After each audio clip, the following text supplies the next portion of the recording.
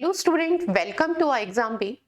RBI assistant 2021 का notification आ चुका है और आज हम डिस्कस करेंगे आरबीआई असिस्टेंट एग्जाम के लिए हम कैसे प्रिपरेशन करें और सबसे मेनली हम क्वांट सेक्शन के लिए कैसे प्रिपेयर करें। सबसे पहले अगर हम डिस्कस करते हैं किसी भी एग्जाम की हम प्रिपरेशन स्टार्ट करते हैं तो सबसे पहले हम ये ऑब्जर्व करते हैं कि उस एग्जाम का पैटर्न क्या है, उसमें किस सेक्शन के अकॉर्डिंग कितना वेटेज है, ठीक है, कौन कौन से सेक्शन आते हैं, कौन कौन से सब्जेक्ट हमारे एग्जाम में बेसिकली आते हैं। तो सबसे पहले अगर हम बात करें आरबीआई असिस्टेंट एग्जाम में तो आपके टू फेज में एग्जाम कंडक्ट होगा। First phase is a prelims and second phase is a mains. तो अगर हम बात करते हैं इसमें सेक्शन वाइज, ठीक है, सब्जेक्ट कौन कौन से आपके प्रीलिम्स में आएंगे एंड सेक्शन वाइज कौन से सब्जेक्ट अगर हम बात करें मेंस में आएंगे। तो सबसे पहले हम बात करते हैं प्रीलिम्स की। तो प्रीलिम्स में आपके पास 3 सेक्शन में डिवाइड है। अगर हम बात करें तो first is a English language जिसके नंबर ऑफ क्वेश्चन अगर हम कहें या वेटेज कहें तो 30 क्वेश्चन होंगे, 30 मार्क्स के होंगे, ठीक है। और जो हमें टाइम मिलेगा वो प्रॉपर सेक्शन वाइज मिलेगा, वो कितना होगा, 20 मिनट्स होगा। नेक्स्ट हमारे पास है न्यूमेरिकल एबिलिटी यानी क्वांट्स, ठीक है। तो सेकंड सेक्शन की बात करें तो number of question is 35 and 30 marks के ही क्वेश्चन होंगे एंड अगर हम टाइम ड्यूरेशन की बात करें तो 20 मिनट्स, ठीक है। नेक्स्ट हमारे पास है रीजनिंग एबिलिटी, ठीक है, रीजनिंग जिसके लिए number of question is 35 and अगर हम मार्क्स की बात करें तो कितने मार्क्स का वेटेज है, तो यहाँ पर 35 क्वेश्चंस 35 मार्क्स के हैं एंड 20 मिनट्स उसके लिए टाइम ड्यूरेशन मिलेगी। टोटल अगर हम बात करते हैं टाइम ड्यूरेशन एग्जाम की 60 मिनट यानी 1 our and total number of question is 100 and total maximum marks is 100, ठीक है। तो जो प्रीलिम्स हमारा एग्जाम होगा वो 100 मार्क्स का होगा और 3 सेक्शन में डिवाइड है। First is a English, second is a quant and third is a reasoning. English जो होगी वो 30 मार्क्स की, रीजनिंग अगर हम बात करें 35 एंड क्वांट इज 35। तो सबसे मेन अगर हम बात करें तो क्वांट का भी यहाँ पर एक बहुत अच्छा सेक्शन है प्रीलिम्स में भी। सेकंड साथ के साथ अगर हम बात करें मेंस में भी, तो मेंस भी आपका टोटल मार्क्स कितने हैं एंड टोटल क्वेश्चन कितने हैं, तो 200 क्वेश्चंस का टोटल आपका एग्जाम होगा मेंस का एंड 200 मार्क्स का ही है।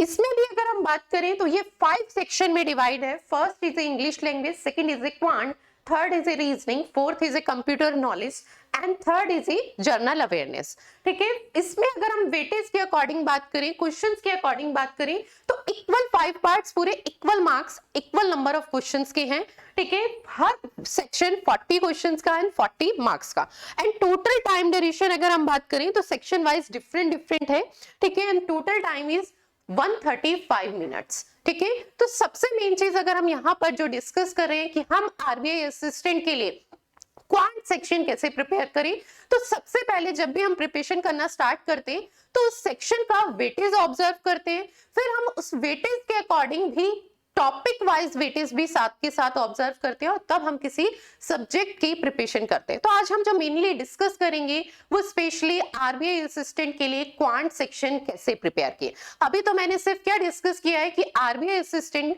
2 फेज में होता है, फेज 1 एंड फेज 2, और उसमें कौन कौन से सेक्शन होते हैं फेज 1 एंड फेज 2 में।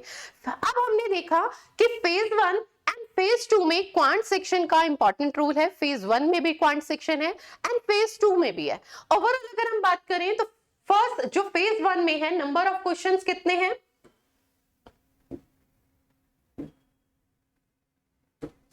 नंबर ऑफ क्वेश्चन कितने हैं आपके पास फेज 1 में, तो 35 क्वेश्चंस हैं 35 मार्क्स के एंड फेज 2 में अगर हम बात करें तो 40 क्वेश्चन हैं 40 मार्क्स के। तो क्वांट सेक्शन का भी एक इंपॉर्टेंट रोल है हमारे आरबीआई असिस्टेंट एग्जाम में। तो चलिए सबसे पहले हम ये देखते हैं कि हमें क्वांट सेक्शन कैसे प्रिपेयर करना है आरबीआई असिस्टेंट के लिए। तो उसके लिए सबसे मेन चीज हमें ये देखनी होगी कि हमारे पास क्वांट सेक्शन में किस टॉपिक से कैसे क्वेश्चंस आते हैं और टॉपिक वाइज हमारा वेटेज क्या होता है, क्योंकि मेनली जब भी हम किसी एग्जाम की प्रिपरेशन करते हैं तो सबसे पहले हम जो हमें ऑब्जर्व करना चाहिए वो प्रीवियस ईयर के अकॉर्डिंग एग्जाम पैटर्न हमें डिस्कस करना चाहिए। तो वही हम आज डिस्कस करेंगे। साथ के साथ आरबीआई असिस्टेंट का नोटिफिकेशन तो आप लोगों को पता ही है, आ चुका है। तो अगर आप लोग हमारे ऑनलाइन कोर्स को एनरोल करना चाहते हैं तो उसके लिए कोड यूज करके आप फ्लैट 50% का ऑफ ले सकते हैं। वो कोड है RBI 50। चलिए, सबसे पहले अगर हम बात करें प्रीवियस ईयर के अकॉर्डिंग ही हम सबसे पहले ये डिसाइड करते हैं कि हमारे लिए आरबीआई असिस्टेंट एग्जाम के लिए कौन से टॉपिक बहुत इंपॉर्टेंट है वेटेज वाइज। तो सबसे पहले यहाँ पर मैंने वेटेज वाइज ही टॉपिक लिए। तो सबसे पहले अगर हम देखें तो यहाँ पर प्रीवियस ईयर के अकॉर्डिंग ही हमने ये वेटेज डिसाइड किया है। ठीक है, 2017 एंड 2019, जो 19 का अगर हम बात करें तो वो नोटिफिकेशन 19 का था, एग्जाम आपका क्या 20 में आपका हुआ था। तो सबसे मेन चीज बात करते हैं कि किस टॉपिक से कैसे क्वेश्चंस आए थे। ठीक है, किन टॉपिक्स को हमें स्ट्रॉन्ग बनाना होगा जिनका वेटेज क्या है काफी अच्छा है। तो सबसे पहले आरबीआई असिस्टेंट के लिए सबसे इंपॉर्टेंट टॉपिक अगर हम बात करें तो वो सिंप्लीफिकेशन है। अगर 2017 में बात करते हैं तो 2017 में सिंप्लीफिकेशन से 10 क्वेश्चंस थे और 10 के 10 क्वेश्चंस अगर हम बात करें तो इजी टू मॉडरेट थे। मॉडरेट भी बहुत कम, इवन इजी में हम उसे काउंट कर सकते हैं। कुछ क्वेश्चंस इजी टू मॉडरेट और अगर हम बात करें कुछ क्वेश्चंस तो इजी ही थे बिल्कुल। ठीक है, डिफिकल्ट लेवल क्वेश्चंस आपके पास सिंप्लीफिकेशन में या अप्रॉक्सीमेशन में आरबीआई असिस्टेंट में बहुत कम देखने को मिलेंगे आपको। तो 10 क्वेश्चंस आपके पास 2017 में थे सिंप्लीफिकेशन और अप्रॉक्सीमेशन से। अगर हम बात करें 2019 में तो 2019 में यही सेम चैप्टर से 15 क्वेश्चंस थे। तो अगर हम बात करिए प्रीलिम्स में 35 मार्क्स की क्वांट है, 35 क्वेश्चंस आते हैं। 35 क्वेश्चन में से 15 क्वेश्चन का वेटेज अगर हम बात करें या 15 मार्क्स का ओनली एक सिंगल चैप्टर सिंप्लीफिकेशन से है। 10 to 15 अगर हम बात करें तो मोस्टली आपको सिंप्लीफिकेशन के क्वेश्चन देखने को मिल सकते हैं। 10 तो अगर हम प्रीवियस ईयर के अकॉर्डिंग कहें तो कंफर्म ही आपके पास आ रहे हैं। 15 भी उसका वेटेज हो सकता है, जैसे 2019 में नंबर ऑफ क्वेश्चन सिंप्लीफिकेशन के कितने थे, 15 थे। ठीक है, तो हमारे लिए एग्जाम के पॉइंट ऑफ व्यू से अगर हम बात करें तो सिंप्लीफिकेशन का वेटेज सबसे ज्यादा और सबसे इंपॉर्टेंट चैप्टर होगा हमारे। ठीक है, 5 to 15 मार्क्स हो सकता है। अगर इसमें एक चीज हो सकती है, अगर हमारे पास सिंप्लीफिकेशन के 5 क्वेश्चन आते हैं तो वो 5 क्वेश्चन रिमेनिंग अगर मिनिमम 10 आते हैं तो आपके पास 5 क्वेश्चन की प्रोबेबिलिटी इसकी भी हो सकती है कि 5 क्वेश्चन हमें किसके मिल जाए, क्वाड्रेटिक इक्वेशन के। और अगर 10 की बजाय 5 ही आते हैं तो भी चांसेस किसके होंगे, क्वाड्रेटिक इक्वेशन के हमें क्वेश्चंस मिलने के। पर अगर हमारे पास ऐसा नहीं है, लास्ट 2 ईयर से क्वाड्रेटिक इक्वेशन नहीं आ रही है, उसकी जगह हमें क्वेश्चंस किसके मिल रहे हैं, सिंप्लीफिकेशन के लिए, तो हमारे पास ये कंफर्म नहीं होता कि सिंप्लीफिकेशन के क्वेश्चन इंक्रीज भी हो सकते हैं और कम भी हो सकते हैं। पर मिनिमम अगर हम बात करें तो मिनिमम 10 क्वेश्चंस तो लास्ट ईयर में हमें देखने को कहीं ना कहीं मिल ही रहे हैं। ठीक है, तो बहुत इंपॉर्टेंट चैप्टर है हमारा वेटेज के अकॉर्डिंग। नेक्स्ट हम बात करते हैं डाटा इंटरप्रिटेशन। ठीक है, डीआई से भी आपको फिक्स है कि एक डीआई तो आपको कंफर्म है। 2017 में भी हमारे पास 5 मार्क्स के यानी 5 क्वेश्चंस हमें आए थे। ठीक है, और 2019 में भी अगर हम बात करें तो 5 क्वेश्चंस ही आए थे। ठीक है, सबसे मेन चीज अगर हम बात करें तो 2017 में जो आपके पास डीआई आई थी वो बहुत ही बेसिक, किसी अर्थमेटिक टॉपिक पे बेस्ड नहीं थी। ठीक है, simple calculation based table form में थी।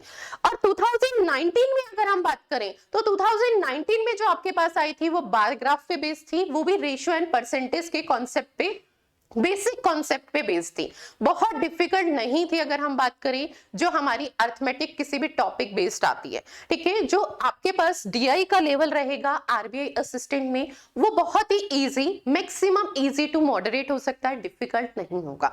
आपको ये भी साथ साथ ध्यान रखना है जब हम किसी एग्जाम की प्रिपरेशन करते हैं तो आरबीआई असिस्टेंट की जो कट ऑफ जाती है, ठीक है, वो काफी हाई जाती है, 80+ जाती है। तो जाहिर सी बात है अगर कट ऑफ बहुत हाई जा रही है तो एग्जाम कहीं ना कहीं बहुत ही इजी आ रहा है। तो हमारे पास क्वांट सेक्शन का हम डिस्कस कर रहे हैं तो बहुत ही इजी क्वेश्चंस आते हैं, easy to moderate, difficult questions नहीं देखने को मिलते। ठीक है, नेक्स्ट अगर हम बात करें तो डाटा इंटरप्रिटेशन से फिक्स 5 क्वेश्चन का वेटेज तो 2017 एंड 19 में था ही, 5 to 10 भी हो सकता है। ठीक है, ये आपके पास डिपेंड करता है हमारे एग्जाम को देख के कि क्या हमारे को एग्जाम में मिलेगा। नेक्स्ट मैंने क्वाड्रेटिक इक्वेशन का डिस्कस किया था कि क्वाड्रेटिक इक्वेशन मिल भी सकती है और नहीं भी, लास्ट 2 ईयर से नहीं आ रही है, उसकी जगह सिंप्लीफिकेशन के क्वेश्चन आ रहे हैं। अगर सिंप्लीफिकेशन के क्वेश्चन कम होते हैं, ठीक है, तो वहीं पर उसकी जगह कौन सा टॉपिक हमारे को वेटेज मिल सकता है वेटेज के अकॉर्डिंग, तो वो क्वाड्रेटिक इक्वेशन ही है। नेक्स्ट बात करें नंबर सीरीज की। नंबर सीरीज के लास्ट 2017 एंड 19 में 5 मार्क्स के 5 क्वेश्चन कंफर्म आ रहे। बस यहां पर चेंजेस क्या हुआ है वो चीज समझना। अगर हम 2017 में कहें तो आपके पास जो नंबर सीरीज आई थी वो मिसिंग नंबर सीरीज आई थी, ठीक है। 2019 में अगर हम बात करें तो वो आपके पास रॉन्ग टर्म वाली सीरीज आई थी, रॉन्ग नंबर सीरीज आई थी। दोनों में बस इतना डिफरेंट था, नंबर ऑफ क्वेश्चंस की अगर हम बात करें दोनों में सिर्फ यही डिफरेंस था। नंबर ऑफ क्वेश्चन कहें तो 2017 में भी आपके पास 5 क्वेश्चन थे 5 मार्क्स के, एंड 2019 में भी अगर हम कहें तो 5 ही क्वेश्चंस आपको नंबर सीरीज से आए थे। नेक्स्ट अगर हम बात करते हैं हमारे पास रिमेनिंग कौन सा चैप्टर्स रह जाते हैं, अगर हम बात करें टोटल इज अर्थमेटिक।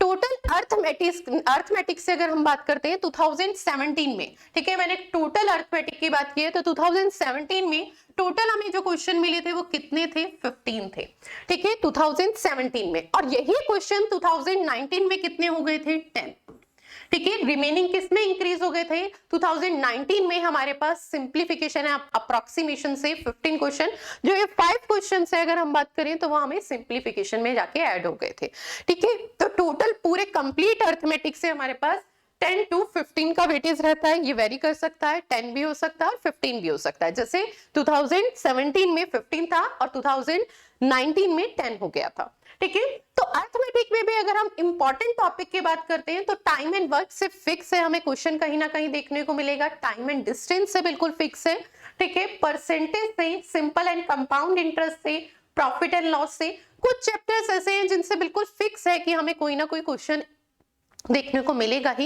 एक क्वेश्चन भी हो सकते हैं और 2 भी हो सकते हैं। जैसे नेक्स्ट आपके पास है एवरेज, पर कुछ क्वेश्चन से अगर हम कहें तो कंफर्म नहीं होता। जैसे अगर हम बात करें आपके पास मिक्सचर से, ठीक है, ये हमारे एग्जाम पे भी डिपेंड करता है कि अर्थमेटिक में से तो कहीं से भी कोई भी क्वेश्चन आ सकता है, किसी भी चैप्टर से फिक्स वेटेज हम डिसाइड नहीं कर सकते। हाँ, पर कुछ अर्थमेटिक में हमारे इंपॉर्टेंट टॉपिक होते हैं वो हमारे जरूर आते हैं, जैसे टाइम एंड वर्क हमें मोस्टली देखने को मिल जाता है, ठीक है। टाइम एंड डिस्टेंस की बात करें, प्रॉफिट एंड लॉस की बात करें, यहां से हमें फिक्स कहीं ना कहीं क्वेश्चन देखने को मिलते हैं। तो ये मैंने डिस्कस किया हमारा लास्ट प्रीवियस ईयर के अकॉर्डिंग टॉपिक वाइज वेटेज, ठीक है। इसी के अकॉर्डिंग हमें प्रिपरेशन करनी है। हमारे को यही सबसे मेन चीज कि हमारे जिन टॉपिक का क्या है वेटेज काफी हाई है, हमें सबसे स्ट्रॉन्ग उन्हीं टॉपिक को करना है, जिससे आपके 3 टॉपिक्स तो बिल्कुल कंफर्म हो जाते हैं। अगर हम बात करें simplification, number series and data interpretation, in 3 chapter से अगर हम बात करें ना तो 20 to 25 मार्क्स का क्वेश्चन हमें देखने को मिलते हैं। तो रिमेनिंग 10 मार्क्स कहाँ, इन टोटल अर्थमेटिक से है। पर अगर हमें कट ऑफ क्लियर करनी है तो हमें अर्थमेटिक भी कंप्लीट करना होगा। ऐसा नहीं कि मैंने यहाँ पर डिस्कस किया कि 35 में से 20 to 25 मार्क्स सिर्फ ओनली 3 चैप्टर्स का है तो हम सिर्फ वही चैप्टर प्रिपेयर करें और कंप्लीट अर्थमेटिक छोड़ दें। आपको एक चीज ऑब्जर्व करनी है, डाटा इंटरप्रिटेशन की बात करें तो profit and loss and ratio basic concept वही तो बेस है ना। तो अर्थमेटिक तो हमारा स्ट्रॉन्ग होना ही चाहिए। ऐसा नहीं है कि हम 3 चैप्टर्स के अकॉर्डिंग पूरा टोटल अर्थमेटिक हम छोड़ दें, ठीक है। तो हमें वो भी प्रिपेयर करना है। तो चलिए अब ये भी डिस्कस करते हैं कि हमें प्रिपरेशन कैसे करनी है क्वांट सेक्शन की। क्वांट सेक्शन में क्या बातें हमारे लिए इंपॉर्टेंट होती हैं, हमें सबसे मेन चीज बात करते हैं। बहुत सारे सेक्शन जैसे इंग्लिश लैंग्वेज की बात करते हैं या फिर जनरल अवेयरनेस, वहां पर हमें क्या है, सिंपल एक रीड करना है, हमें पढ़ना है, समझना है। पर क्वांट एक ऐसा टॉपिक है जहां पर आप बिना प्रैक्टिस के कुछ भी नहीं कर सकते। तो सबसे पहले क्वांट सेक्शन के लिए सबसे इंपॉर्टेंट हम पॉइंट्स डिस्कस करते हैं कि क्या क्या हमारे स्ट्रांग होने चाहिए। तो क्वांट में अगर हमें बहुत अच्छा स्कोर करना है क्वांट सेक्शन में, तो सबसे पहली चीज हमारी क्या होनी चाहिए, एक्यूरेसी बहुत अच्छी होनी चाहिए, ठीक है। अगर हम क्या है क्वेश्चन एक्यूरेसी से सॉल्व नहीं कर रहे हैं और हमारा क्वेश्चन गलत हो रहा है तो जहां हमें 1 मार्क्स मिलने चाहिए वहां 0.25 मिलेंगे। ये चीज तो क्लियर है ना। तो वो हमारे को पॉजिटिव के बजाय नेगेटिव मिलेगा। तो वो हमारे लिए क्या है, एक तरीके से अगर हम बात करें एग्जाम के रिस्पेक्ट में तो वो किस पे डिपेंड करेगा, क्वांट सेक्शन में एक्यूरेसी आपकी बहुत इंपॉर्टेंट है। और एक्यूरेसी किस पे डिपेंड करती है, ठीक है। सबसे मेन चीज अगर मैं बात करूं क्वांट सेक्शन में हमारे पास एक तरीके से 3 पिलर आप कह सकते हैं जिन्हें हमें बहुत स्ट्रॉन्ग करना है। और उन 3 पिलर को स्ट्रॉन्ग करने के लिए किस चीज को हमें समझना है वो भी हम समझेंगे। फर्स्ट अगर हम बात करें तो एक्यूरेसी, हमारी एक्यूरेसी बहुत स्ट्रांग होनी चाहिए, मतलब अगर हम बात करें तो 100% एक्यूरेसी होनी चाहिए, ठीक है। और एक्यूरेसी आपकी किस पे डिपेंड है, जब तक आप कॉन्सेप्ट से नहीं पढ़ेंगे।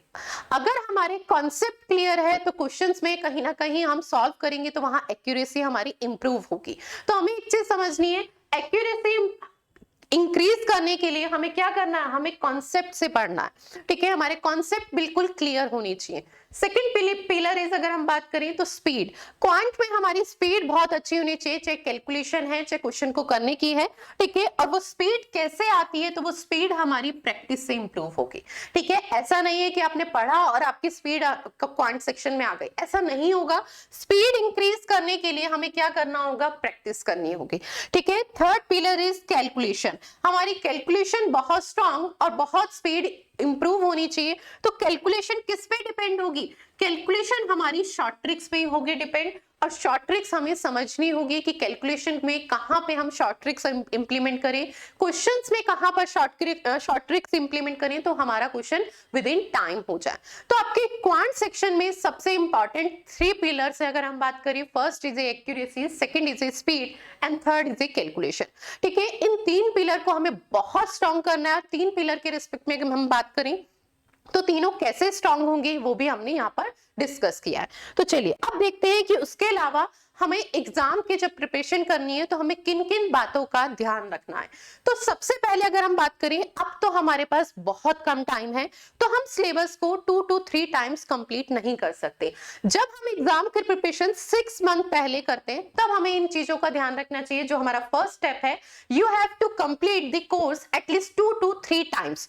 जब भी हम किसी एग्जाम की बहुत अच्छे से प्रिपरेशन करते हैं तो फर्स्ट स्टेप हमारा क्या होना चाहिए, हमारे को उसके सिलेबस को 2 से 3 बार रिवाइज यानी अच्छे से उसे करना चाहिए, ठीक है। पर अब जो हमारे पास टाइम है उसके अकॉर्डिंग हम 2 to 3 टाइम्स नहीं कर सकते, ठीक है। अब जो टाइम है उसके अकॉर्डिंग हम सिलेबस को सिर्फ एक ही बार कंप्लीट कर सकते हैं। तो हमें इस बात का भी ध्यान रखना है कि जो हमारे पास टाइम ड्यूरेशन अब है हमें उसके अकॉर्डिंग ही प्रिपरेशन करनी है।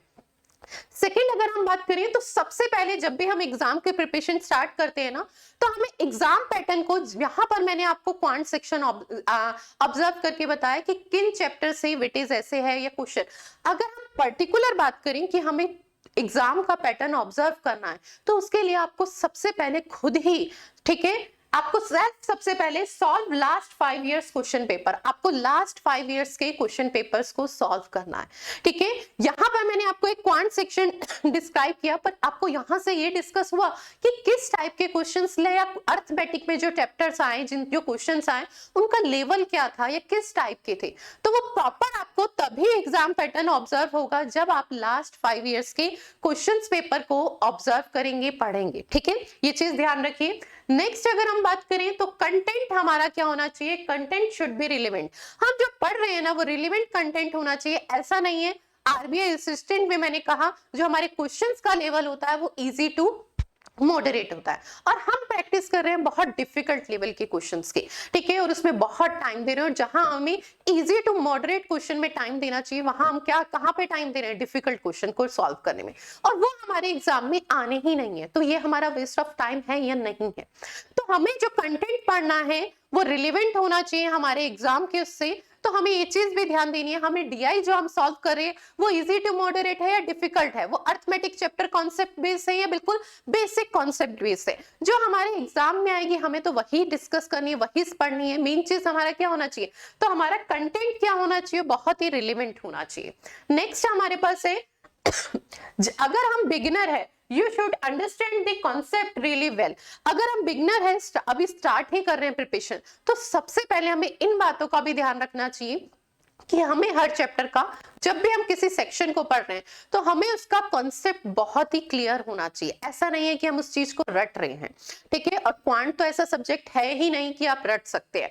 आपको जब तक कॉन्सेप्ट क्लियर नहीं होंगे तब तक आप स्कोर नहीं कर सकते, ठीक है। नेक्स्ट अगर हम बात करते हैं फर्स्ट टाइम जब हम क्वेश्चन को सॉल्व करते हैं ना, तो फर्स्ट टाइम हम क्वेश्चन को जब भी सॉल्व कर रहे हैं तो हम इस पे पर्टिकुलर क्वेश्चन पे काफी अच्छा टाइम देना है। रीजन क्या है कि हम उस क्वेश्चन पे टाइम देने की क्यों बात कर रहे हैं? जब हम फर्स्ट टाइम सिलेबस को कर रहे हैं तो हमें वहां पर कॉन्सेप्ट को बहुत अच्छे से समझना है, और कॉन्सेप्ट समझने के लिए हमें हर क्वेश्चन पे पर्टिकुलर जब हम टाइम देंगे, ऑब्जर्व करेंगे कि इसमें और कौन कौन सी वैल्यू हमसे पूछी जा सकती थी, तभी हमारे कॉन्सेप्ट क्या होंगे, क्लियर होंगे। तो जब हम फर्स्ट टाइम किसी भी टॉपिक को पढ़ रहे हैं तो हमें बहुत अच्छे से टाइम देना, और यही जब हम सेम टॉपिक को सेकंड टाइम अब पढ़ रहे हैं तो हमें क्या किस बात का ध्यान रखना है कि हमें टाइमर के अकॉर्डिंग क्वेश्चन को सॉल्व करना है। हमें ये देखना है कि हम कितना बेस्ट पहले के अकॉर्डिंग कर पा रहे हैं। ठीक है, तो ये चीज हमें ध्यान रखनी है। From the next time you should use timer to solve the question because speed is also important to clearing any exam। हमारे किसी भी एग्जाम को क्लियर करने के लिए सबसे मेन क्या है? Time management.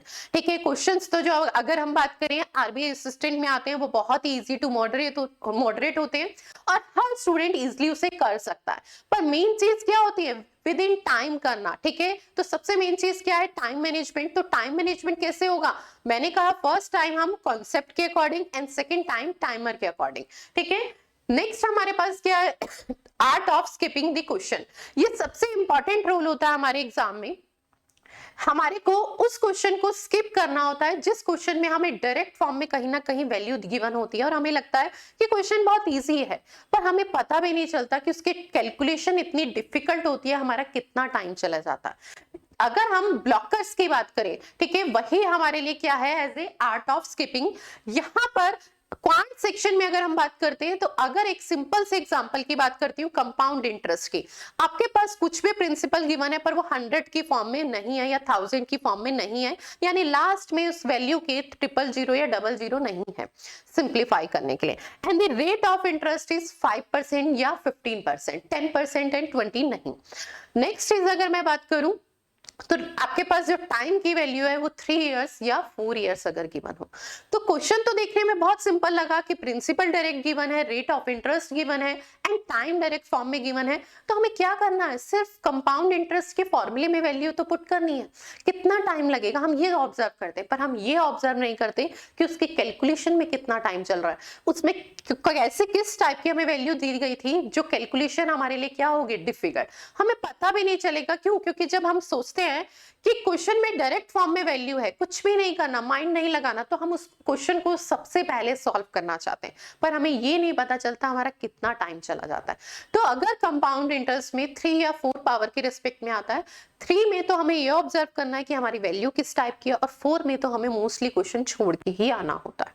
ठीक है, लास्ट में अगर हमारे पास एग्जाम हम पूरा क्वेश्चंस कर चुके हैं और फिर टाइम बचता है तो लास्ट में हम उसे कर सकते हैं, पर अगर हम बात करें मिड में तो उसे नहीं करेंगे। ठीक है, नेक्स्ट हमारे पास है mock test play very important role in clearing any exam.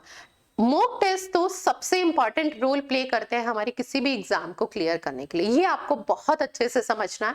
Last के 15 to 20 डेज आपको सिलेबस रिवाइज ये सब चीजें छोड़ के सिर्फ मॉक टेस्ट लगाने। जितने मॉक टेस्ट लगाएंगे उतनी आपकी प्रैक्टिस होगी और उतना ही आप विद इन टाइमर के अकॉर्डिंग अगर हम बात करें, और मॉक टेस्ट भी ऐसा नहीं है कि आप बुक्स में लगाएं। ठीक है, ऑनलाइन आपका एग्जाम है तो आप ऑनलाइन ही एक तरीके से सिस्टम पे ही टेस्ट सॉल्व करके उसी माहौल को क्रिएट करके वैसे ही सॉल्व करें। ठीक है, ऐसा नहीं है कि आपने पेपर सेट परचेज करके ले आए हैं और आप उसे सॉल्व कर रहे हैं बुक पे। ठीक है, जिस फॉर्मेट में आप एग्जाम दे रहे हैं उसी फॉर्मेट में सेम उसी उसमें आपको एग्जाम देना है, तो मॉक टेस्ट भी आपको सेम उसी के फॉर्म में देने। तो मॉक टेस्ट के लिए आप लोग हमारी साइट पे विजिट कर सकते हैं जहां पर फ्री मॉक टेस्ट है। ठीक है, www.iexambit.com पे, जहां पर फ्री मॉक टेस्ट है और आप मैक्सिमम से मैक्सिमम मॉक टेस्ट देके प्रैक्टिस कर सकते हैं। और मॉक टेस्ट का हमारे किसी भी एग्जाम को क्लियर करने में इंपॉर्टेंट रोल होता है। बहुत से स्टूडेंट क्या करते हैं, सिलेबस बहुत अच्छे से पढ़ लेते हैं, बहुत अच्छे कॉन्सेप्ट क्लियर होते हैं उनकी, पर वो लास्ट में मॉक टेस्ट की प्रैक्टिस नहीं करते हैं और वो एग्जाम भी मोस्टली मैं देखती हूँ कि क्लियर नहीं कर पाते। सबको लगता है कि ये तो पढ़ने में बहुत ब्रिलियंट था, इसका एग्जाम क्यों नहीं क्लियर हुआ?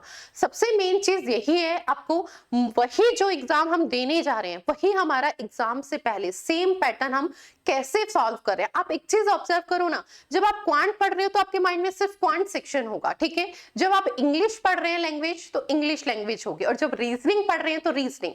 पर जब हम एक एग्जाम देने जाते हैं तो तीनों सब्जेक्ट या 4 सेक्शन है, 5 सेक्शन है जिस भी एग्जाम में, तो चारों हमारे माइंड में एक साथ होते हैं। तो वही सेम चीज हमें एग्जाम से पहले भी मेंटली प्रिपेयर करनी है।